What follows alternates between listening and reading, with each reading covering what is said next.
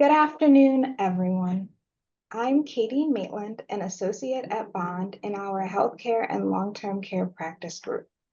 I'm delighted to welcome you to the ninth installment of our series on New York State's Medicaid program and its compliance systems. If you registered, you should have received links to past sessions and the content from our 8 preceding webinars. Today, we're pleased to host leaders from Performant Financial Corporation, Office of Medicaid Inspector General's newly selected Medicaid Recovery Audit Contractor, RAC.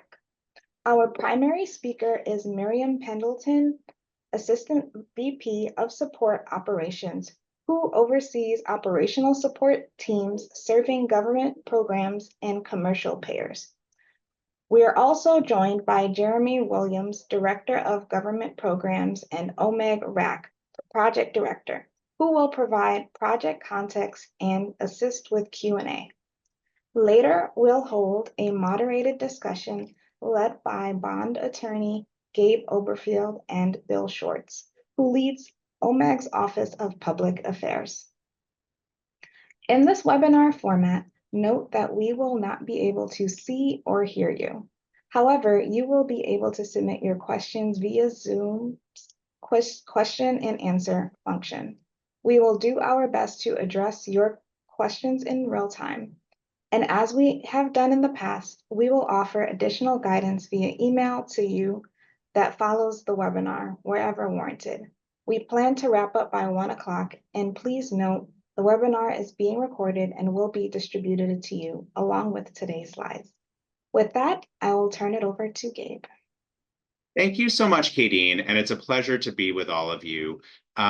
We are delighted to be here for the ninth in our installments of partnership with the Office of the Medicaid General of New York State. And as most of you know, if you've been part of these in the past, I'm Gabe Oberfield, and I'm a member here at the firm.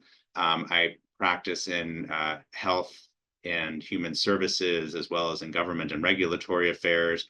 And one of the efforts I am certainly delighted to have been a part of is our effort to make sure that all of you have good information from the perspective of learning and education relative to New York State's Medicaid program. And in particular, with our appreciation, the OMIG has seen it the same way, and we have, over the course of these last few years, brought numerous presentations to you. They're all archived on our website, and we want to make sure that if you missed any of them historically, that you can go back and please pull them up and treat them as a library reference. Today, as Kadeen mentioned, we are delighted to have two terrific presenters with us. We'll primarily be hearing from Miriam Pendleton of Performant. She'll be accompanied by Jeremy Williams. The two of them together will be here to answer questions and otherwise to ensure that at the end of this hour, with any luck, you will be better informed about Performant in general, its goals in terms of working with all of you in the context of its current contract award. It's a big change. There hasn't been a shift in the RAC program in New York State vis-a-vis the OMIG in some years. And so the spirit of this webinar today is to give all of you a chance to learn and get to know this entity with which you may be interacting, depending on the nature of your engagement, either with the OMIG or with Performant itself. So let me just again thank the Office of the Medicaid Inspector General. We will be in the latter half of this presentation taking your questions. Bill and I will be moderating a Q&A that will comprise both the questions you put inside the Q&A function, as Kadeen alluded, as well as some others that Bill and I wish to ask our panelists, just to give you, by way of their responses, an even fuller sense of the dimensions of all of this and the forethought that's gone into getting this started. So before we get going, Bill, let me turn it over to you. I see you've just turned on your camera. And again, Bill, we are grateful to have you as a regular working partner For all of you who don't know, Bill has been the person on the side of the OMIG, in terms of this partnership, with whom I have been working closely over these many months to bring this programming to you. And Bill, the floor is yours. We're delighted to hear your thoughts before we get going. Sure. Well, thank you, Gabe. I just want to take 10 seconds just to thank everyone again. I'm sure many of you have attended previous webinars. I just want to reiterate how important it is for us to not only share information, but hear from the field, because it absolutely helps inform our work. It's a very important topic here today, obviously. I just want to note that if in the event we can't get to all questions, or you're, for whatever reason, have a question afterward, if you send them to BSK, we will certainly, as we always do, respond accordingly. And Gabe and his team can share that information.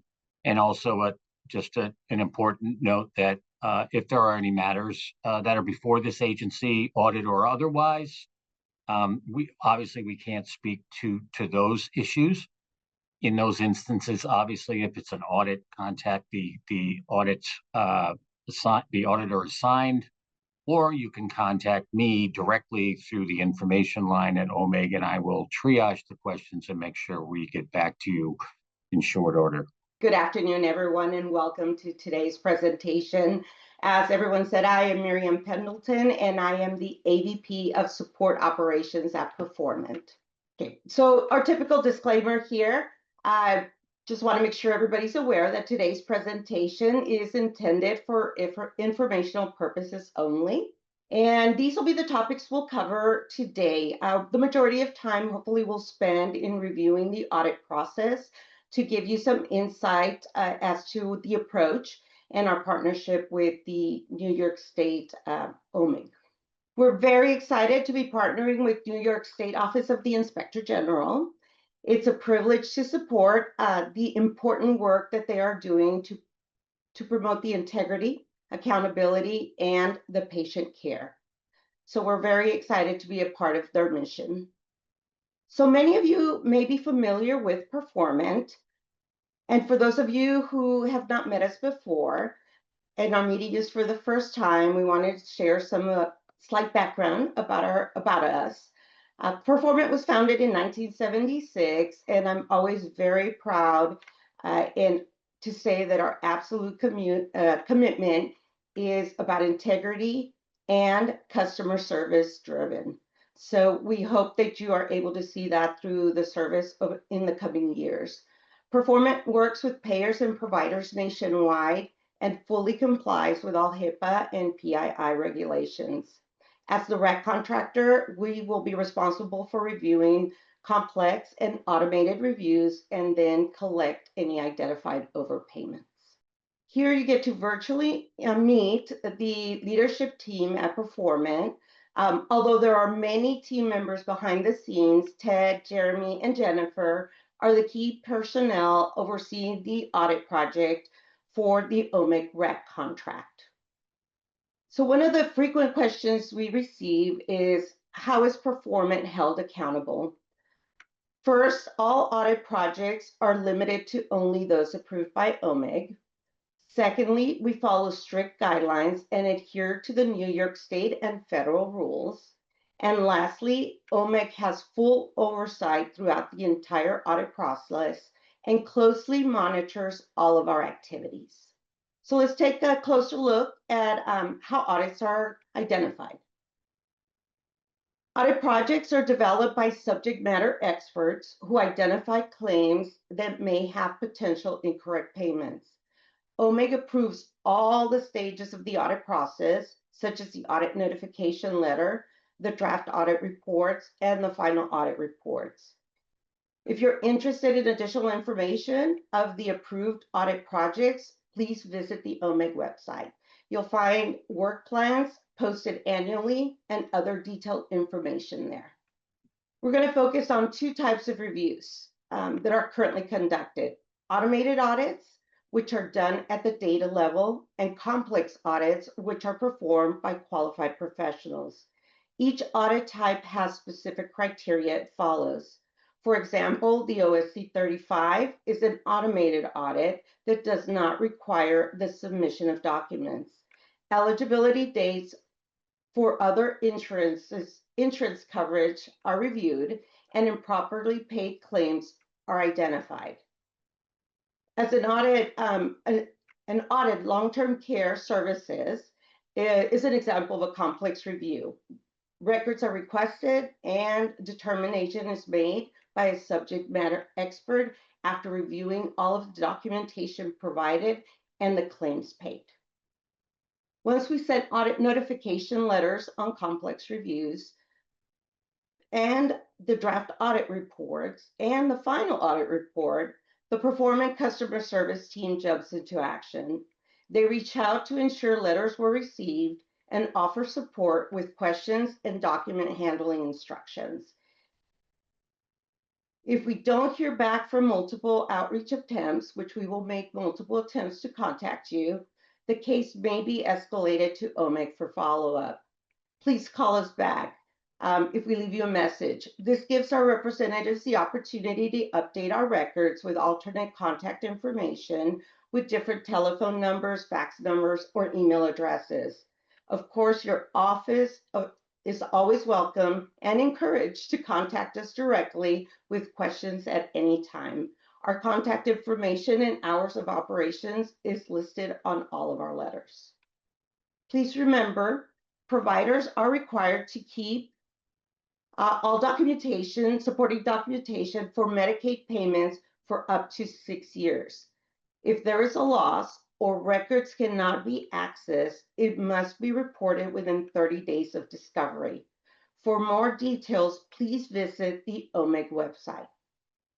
First, let's get started and discuss the audit notification letter. It marks the beginning of a complex audit. You will have 30 days plus an additional 5 days for mail delivery to respond to us. The letter will include a list of required documents, detailed submission instructions, and information about the consequences of noncompliance. It'll also provide customer service contact details should you have any questions or need additional assistance. In this long-term care review example, once you receive the audit notification letter, please reach out to customer service to request the entrance packet and the questionnaire. When submitting the requested documentation, be sure to follow the proper naming conventions, which are explained in the next section. When submitting the requested documents, please follow the standardized naming conventions shown here.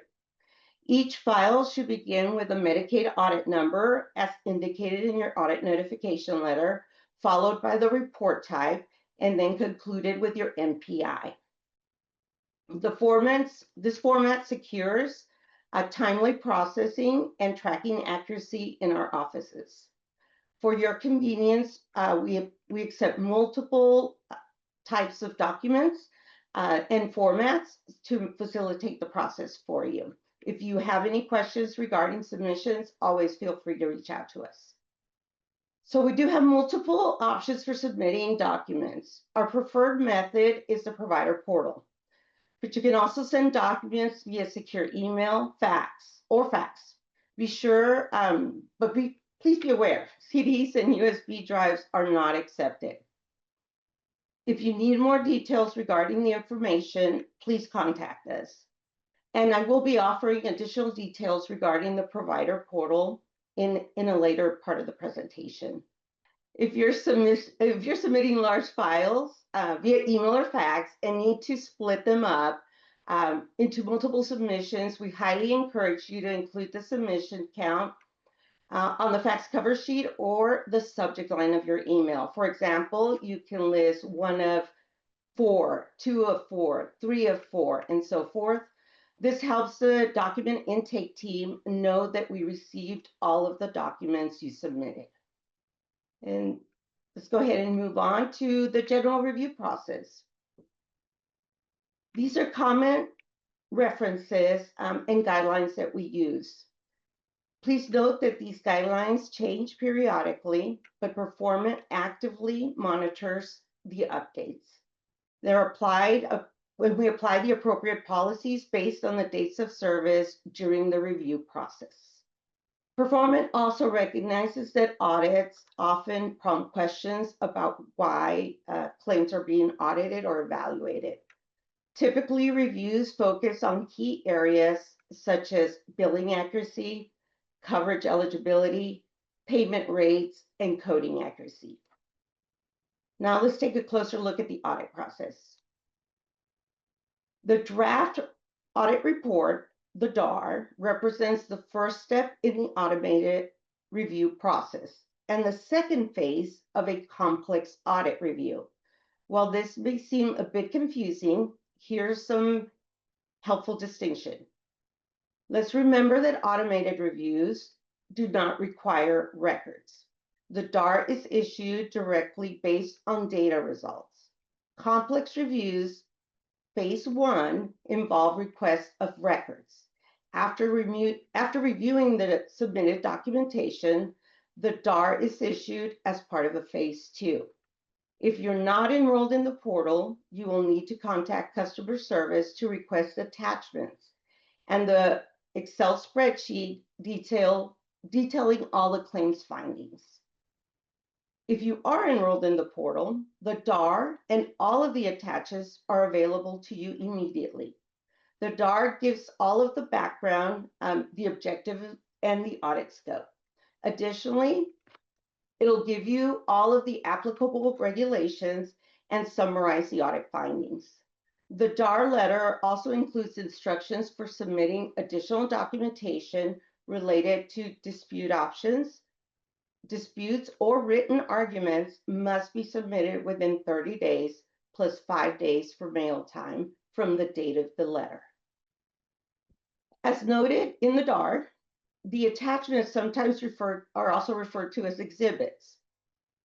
They include the initial overpayment and underpayment reports, as well as other support documents, and if applicable.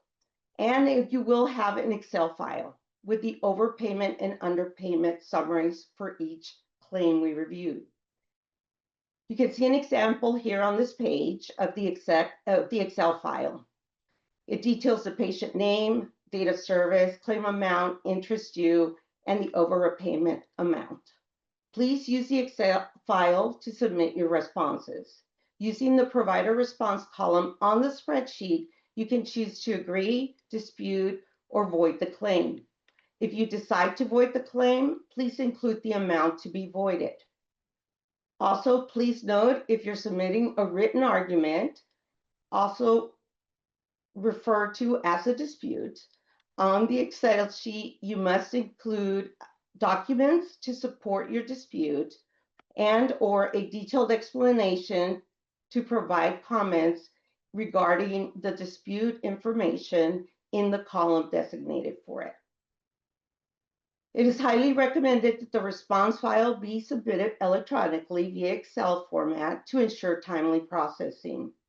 Also, the file should not be submitted unless you've completed all of your responses. Please remember, claim lines with blanks in the provider response columns are considered agrees. If you have any questions regarding this process, please contact our customer service center and they will walk you through it. So what do you do if you disagree with the DAR results? As we were mentioning, you do have the ability to file a dispute or a written objection. Providers have 30 days to submit them, and they may be submitted as part of the information provided in the Excel spreadsheet. Please make sure to include all your evidence to support your case so that we can thoroughly review it and reconsider it. If something changes, it will be reviewed and updated prior to the issuance of the final report.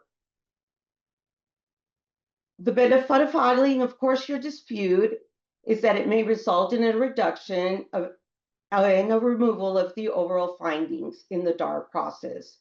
Claims removed during the process are included in the FAR amount file, I'm sorry, the claims included are removed from the, if they are overturned during the process, they are not included as part of the FAR amounts that may be due from you. Providers must void or adjust claims prior to the issuance of the final audit report. If the provider chooses to void or adjust the claims, submit the documentation of the decision via email or fax to Performant, indicated on your Excel sheet as well. And once the voided or adjusted claims have been verified by OMIG, the final audit report will be updated appropriately to reflect the recovery. The same as before, the submission processes are available through the DAR response. Our preferred method is the submission through the provider portal, which we will discuss shortly. Submissions via email or fax are also accepted. The FAR includes the final audit findings. The FAR summarizes the audit objective and the scope. It details the applicable regulation and gives an attachment with a detailed claims list of the final determinations. In addition, the FAR details the repayment options, hearing rights, contact information, and the remittance advice. Voids, adjustments, and disputes or written arguments are not accepted during the FAR process. Outlined here are the repayment options, which will be included in your FAR letter. Please remember, voids are only available before the FAR is issued. For questions regarding repayment agreements, be sure to reach out to the contacts listed in the repayment options section of the DAR. Of the FAR. It's very important that you review that carefully. It's important that you take action upon receiving the FAR. Failure to pay in full or select a payment option within the allotted time frame may result in initiation of collection actions. This may include withholdings in addition to collection fees plus interest. Please review the letters and contact us to make arrangements. It's important to understand that collection activities continue even if a hearing is requested. An overpayment will be refunded if the hearing decision results in a lower amount due. The final audit report, the FAR, letter outlines your rights to request a hearing. It must be submitted within 60 days, and they are conducted by the administrative law judges. Please note that only issues directly related to the final determinations may be addressed during the hearing. And yes, let's finally talk about the provider portal. We partnered with NetHealth to offer a custom New York State OMIG rec portal. The portal allows immediate access and secure access to audit documents and responses. It's the best streamlined way to manage your audit communications. Let me point out a couple of tips on this landing page. If you click on the OMIG logo at the top, it'll link you directly to the website, to their website. If you click on the Performant logo next to it, it'll take you to our website. On the right side, you'll also see our contact information for your reference and our times of operations.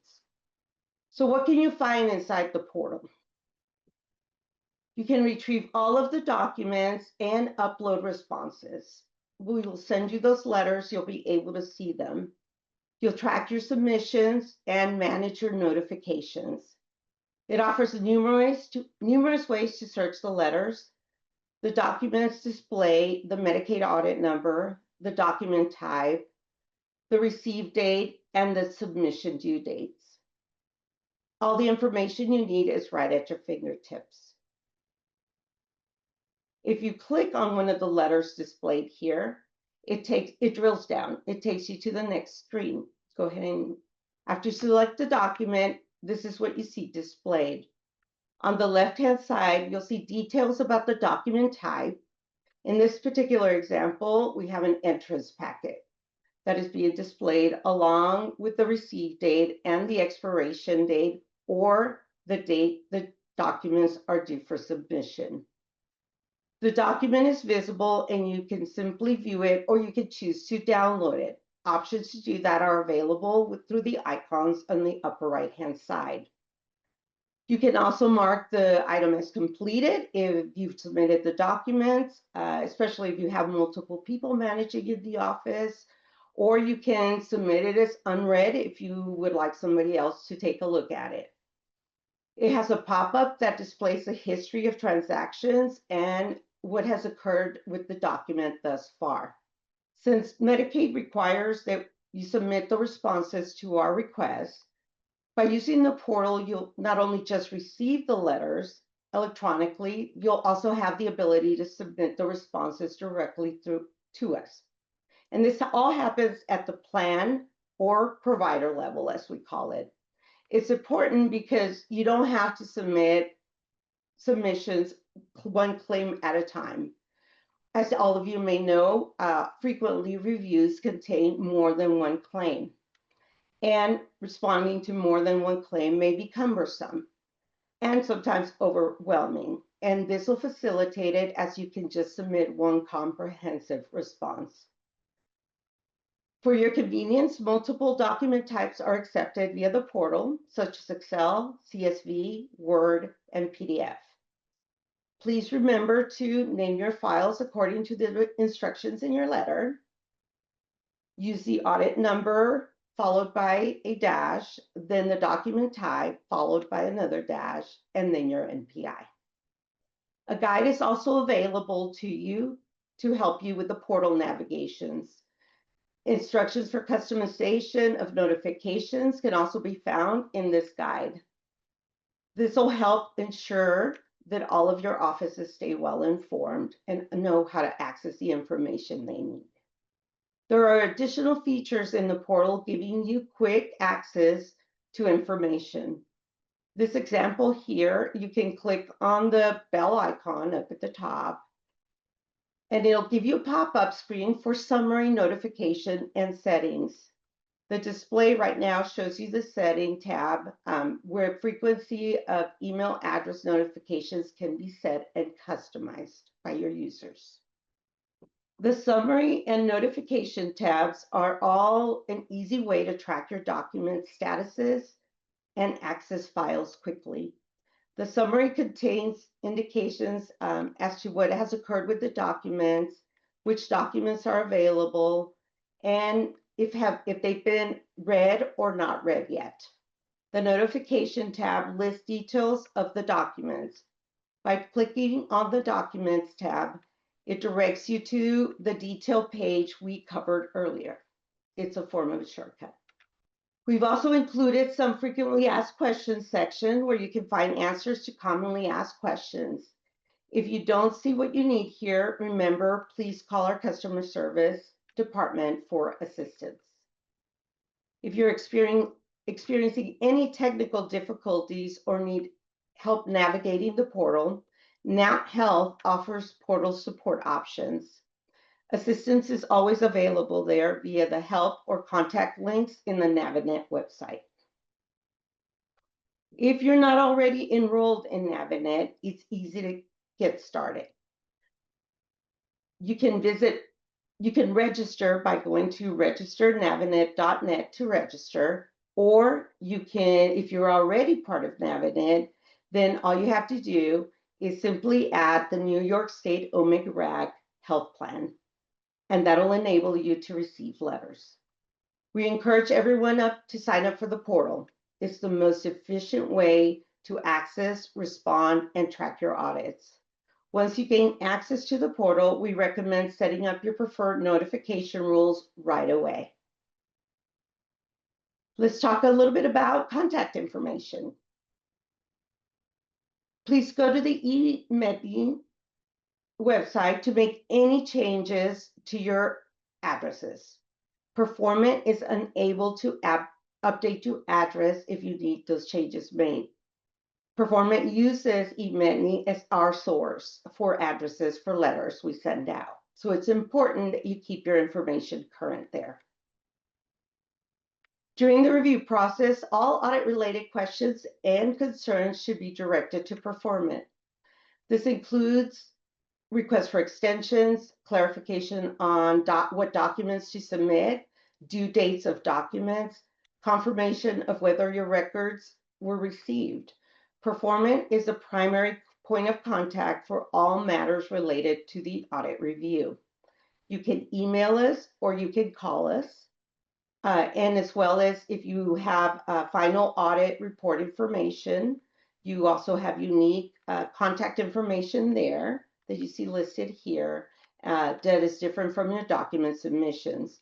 If you ever have any questions, you could call the regular customer service number, the 866-227-5742, and we'll direct you to the correct place. Thank you for your attention. This concludes the RAC presentation. Let's open up the session for any questions from our participants. Well, great. First, Miriam, let me say thank you for the informative presentation. And I know that many of you are wondering, am I going to get these slides? The answer is yes. You are going to be able to download them from our website. They will be part of the educational record. So you have no worries if you miss something along the way. There'll also be a recording of this that you can go back to and review at your convenience. So with those threshold matters out of the way, Bill and I are going to ask a few questions, and I'll start. It's really to the Performant team. So Miriam or Jeremy, whichever of you is in best position to respond, by all means, please do. And I'll start with those that came in through the chat. First, how will a healthcare entity be notified of an audit inquiry? I think currently a letter is sent to the healthcare entity.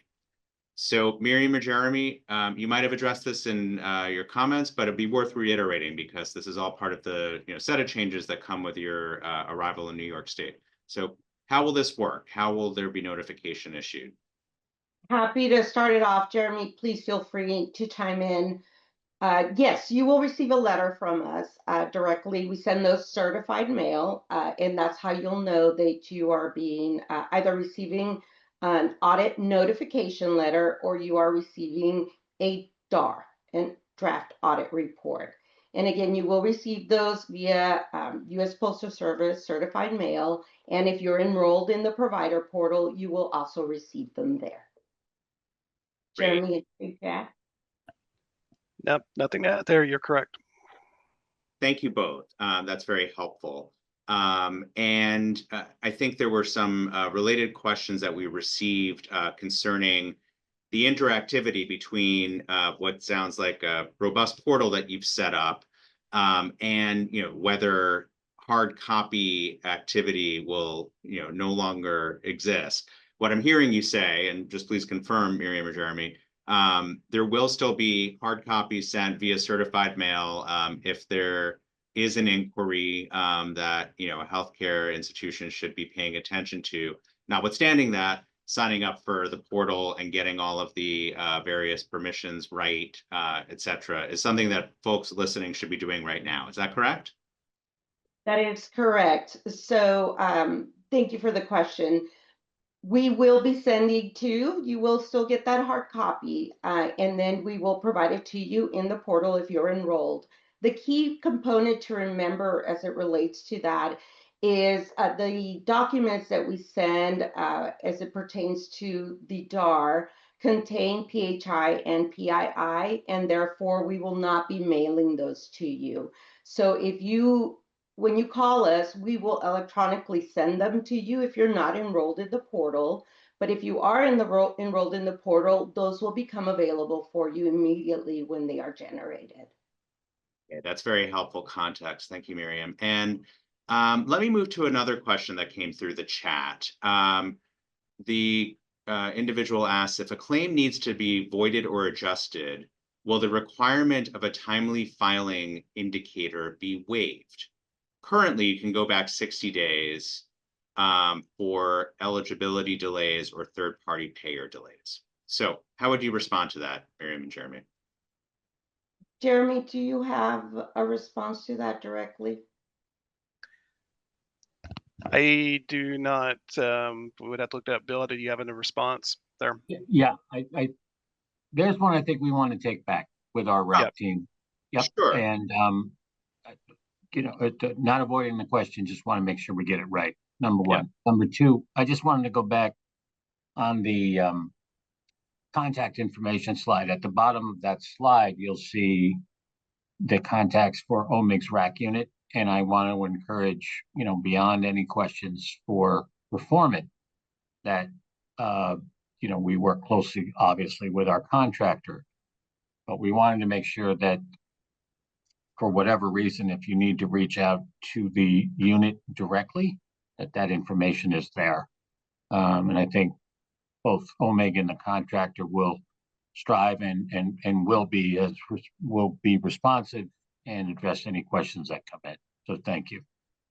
Thank you. And Bill, appreciate that context. And as has always been the case with these webinars, now 9 in, we can't always answer all the questions in real time, though we do our best. And when there are questions that require a little bit more homework to get right, we certainly take that obligation seriously. And so we'll be circulating follow-up information as we always do, including in the answer to that question I just posed. So let me move on to another one.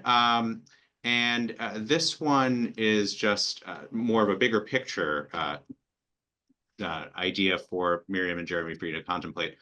What are some common mistakes that providers, those listening in here or otherwise, may make, as best you can tell, from the experience you've had, whether in other states, other jurisdictions, and how can they be avoided? Because of course, here we are in New York State learning as we go a little bit.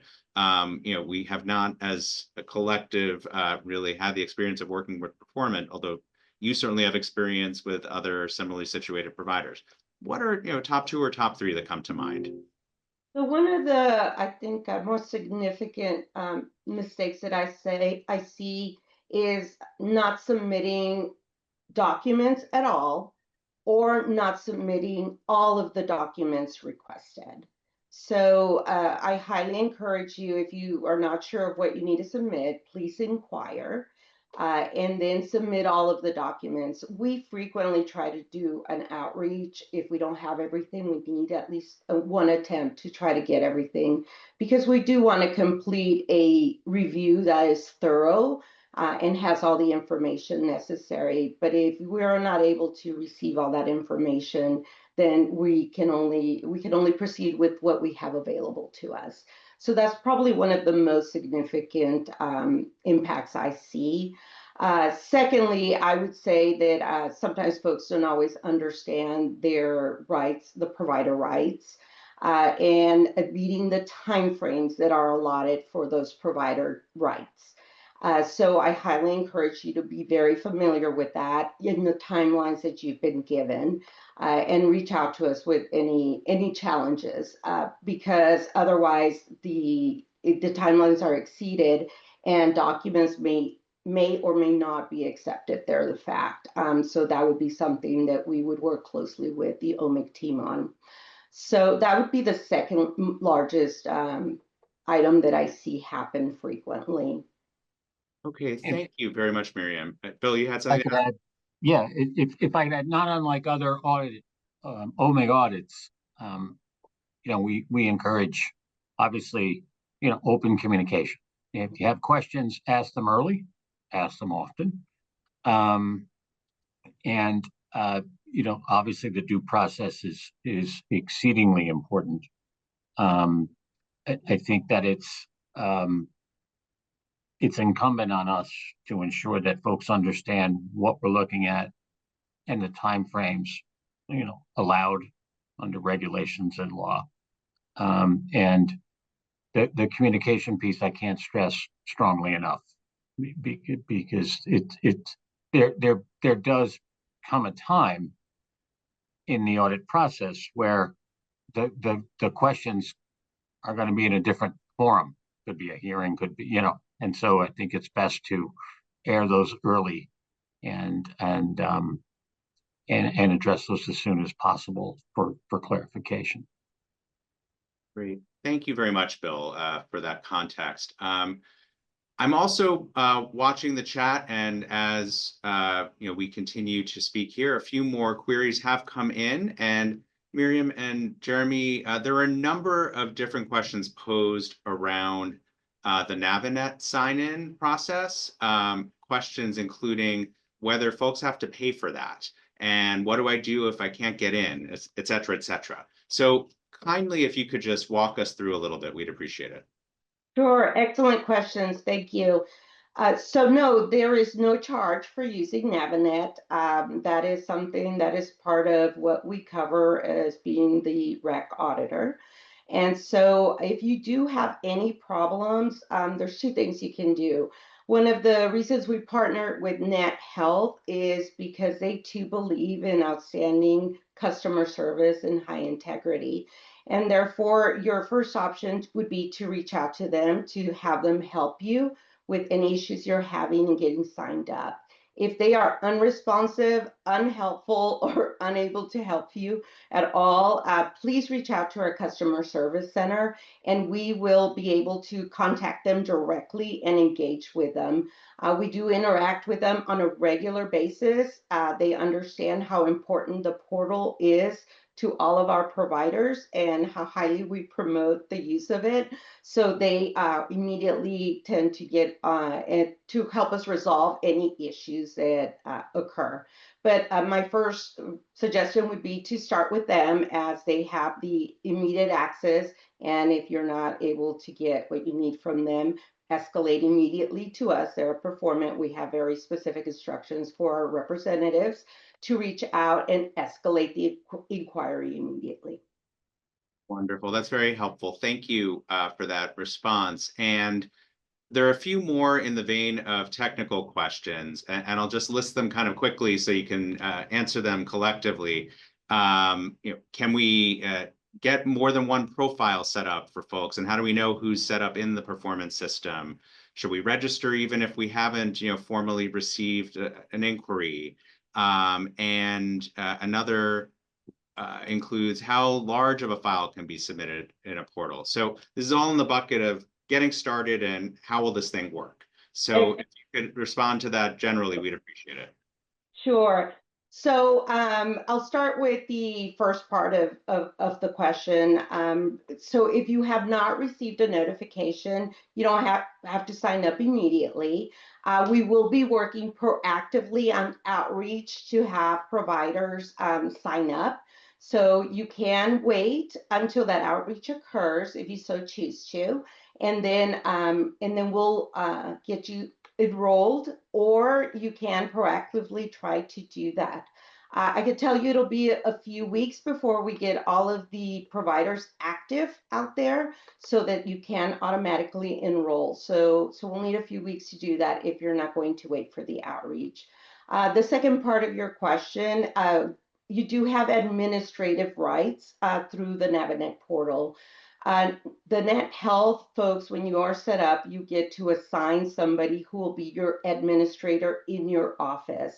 And that'll give them a higher level security access where they can then give other staff members on your team access to whatever pieces you need them to give access to. So there are some restrictions you can assign depending on your user base. And then you can remove them as well if they no longer need that access. And you can reset passwords as well for them too. So you will have the freedom and liberty to do that through your own staff there, so that you can freely come in and out as you need to utilize the portal. Great, thank you. And a related question, does the portal include functionality where essentially you can set up push notifications so you're informed affirmatively if something's in there waiting for you to review? Yes, you can put in your email address and customize some of those notifications that come to you so that you know when you have an audit notification letter appear, so that you get an email and you know to go in. And to us, that just makes sense so that we can make sure, if you're not getting one every day, you're not going to be logging in every day necessarily. And this way you don't miss any letters that get sent back to you or information that we're requesting. Great. Sticking with the bigger picture startup posture, a question that we're wondering about is knowing that sometimes responses require a large number of documents and perhaps sometimes documents that are quite large individually themselves. What recommendations might you have for organizing files, for managing those that are bulky, et cetera? Speaking at a high level, I think with the time we have is probably the best way to approach this. But there are a number of questions we've received around how do we make this portal work in a way of aggregating information, knowing that, again, this is different than things that have been done before. Right. So I do know that our portal does not have a size limitation, and we currently use it for some of our other clients that we work with, other payers. So we are actively engaged with them, and they go in and use it. So we've not encountered an issue with a size limitation, and we do receive sizable records. So I don't anticipate that. If there were to be, then we would work directly with those folks there at the portal. I encourage you to review your letters. There are instructions in the letters to how you should name your documents. Depending on the type of review that you're receiving, whether it be an audit notification letter or a DAR or part of the FAR process. So within those letters, you can submit information to tell us what you're submitting. We have a lot of training that we've done on our side with our intake teams. So we make sure that those documents being received go into are all in the right places. And that you're not missing anything if we're able to determine it from the document. So that naming convention is important. The Medicaid audit number is probably the single most important number you can include as part of your file name when you're submitting documents to us, because that is how we're able to track back everything that we've sent to you and attach it back. Great. Can I make a point, Gabe, quickly? Just a couple of points. A large part of why we do these sessions is to get informed from the field. So these questions, some questions that come in and as this engagement rolls out, obviously the resources FAQs, they're dynamic. So as questions come in, if it's appropriate, we will add information about questions like this. What's the size? What's the best practice on how to send information, right? We're gonna, as we go. This is not unlike most of us have our own personal healthcare portal. So the push notifications and everything else, it's modeled very much after that approach. It's much user friendly as possible, but we want to be informed from you folks on what's working, where you have questions, and we'll be able to address those in real time. My second point is there was a question earlier about the mistakes we see, and I would generalize this across the audit spectrum as well. Is if there's an audit and it may be a summation, which is you've essentially there's no findings, or something more significant, those are all learning opportunities, right? So it's when you go through an audit, whether it's a RAC audit or a provider audit of another sort at OMIG, there's a learning opportunity for providers to identify areas where that may need to be addressed through internal controls or compliance or whatever. So take advantage of those, and also avail yourselves of what's on our website. We post final audit reports in general, so you can look in your sector area. This is what we look at. This is what we find. I'm a strong believer in that you can learn more from other people's mistakes than anyone who can tell you how to do things perfectly, because I think the latter is impossible. So, we just encourage you to avail yourselves of that. So thanks again, and I'll turn it back to you, Gabe. Thank you. Not at all, Bill. It's very helpful to have that perspective. And really, the spirit of this webinar series is one where we agree from the bond perspective, we also are learning, and that learning is information that allows us better represent all of you, as you are encountering these new procedures and otherwise, trying to determine how best to work effectively within them in order to provide, the clearest representation of your position when responding to an inquiry, whatever it may be. So, Bill, I wholeheartedly agree with the tenor both of today's presentation and the overall approach to learning of the series. Yeah, We have time for it's news you can use, news you folks can use, news we can use to inform a better outcome for everybody. So we appreciate the partnership. Indeed. And we have time for one last question. And it's as follows. Are there additional resources or support that Performant can point individuals listening in today to get better acclimated to these changes? Obviously, the presentation today helps, but where else might people, if they want to do a little bit of learning on their own, go for additional opportunities to get more familiar with all of this?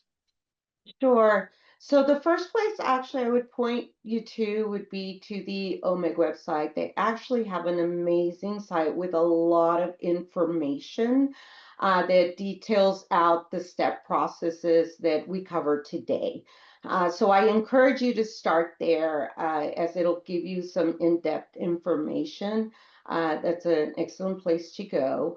The Q&As as part of the portal are also a good resource for frequent items that come up during the course of reviews or in general. And then secondly, I hope that we will be able to continue to do these outreaches because they are an excellent opportunity for us to go out there and provide you with additional information as the program continues to evolve and grow, and as we continue to partner closely with the OMIG team. And let me just make sure that you folks know how to find that on our website. I will announce early that we will have a next evolution of our website. We're going to launch something in next year. Easier navigation, etc. But for right now, if you go to our website, click on the Audit tab and scroll down, you'll see Medicaid Recovery Audit Contractor, and that's where you'll find a lot of information, links to more information.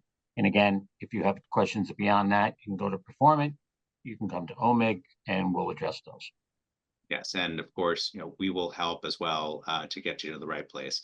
Yes, so we are at go to Gabe and the team at BSK to get answers as well. Sorry, Gabe, I didn't mean no, not at all, not at all. No issue whatsoever. But I do know that we are at the top of the hour, and we try to stick to our marks when it comes to the time all of you have set aside, because we know that each of your days is packed, and let us not bleed into your next hour. But I do want to say sincerely, we extend our thanks to Miriam, Jeremy, the Performant team in general for its effort to both prepare for today's presentation and to deliver it. We thank the OMIG team for its ongoing partnership in this series. We are working on a 10th iteration. Bill and I have been chatting in just the last couple of days about content that we think will be valuable. Stand by, but I would expect within the next quarter, we will have another program. And of course, all of you who signed up today will be receiving notice about it. So stay tuned for that. And as is always the case, the bond team wants to make sure that if you have any question at all, that you can reach out to us, whether it's me, whether it's Kadeen, who I thank personally for her efforts to bring today's program together as well. Kadeen has been invaluable in this process. We look forward to continuing to offer these educational opportunities to all of you. And in the meanwhile, we thank you very much for taking the time, and we look forward to being back with you in the near term. Thank you, Gabe. you.